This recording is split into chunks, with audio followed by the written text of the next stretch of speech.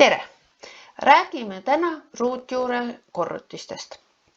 Meil kehtib võrdus, et ruutjuur AB-st on sama, mis ruutjuur A-st ja ruutjuur B-st. Ehk siis korrutamise tehte puhul sa saad ise otsustada, kas ma kõigepealt võtan ruutjuured ja siis korrutan või ma kõigepealt korrutan arvud kokku ja siis võtan tulemusest ruutjuure ja selle sa pead otsustama vastavalt sellele, kuidas mugavam on.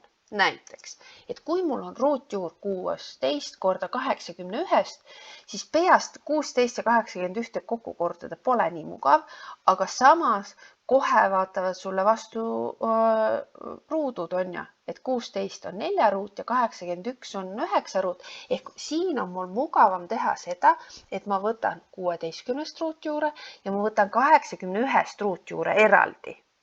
16 ruutjuur on 4, 81 ruutjuur on 9 ja kui ma nad kokku korrutan, saan 36. Mul on vastus käes. Nii.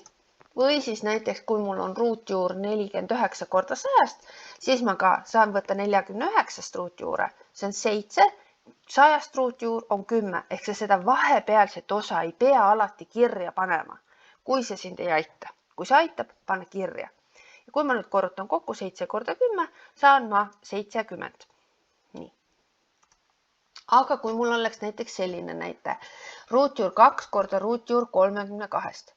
2 ei ole täpselt ruutjuurt, 32 ka ei ole täpselt ruutjuurt, aga kui ma nüüd nad kokku korrutaks 2 korda 32 ja siis võtaks alles ruutjuurt, siis 2 korda 32 on 64 ja 64 on täpselt ruutjuur.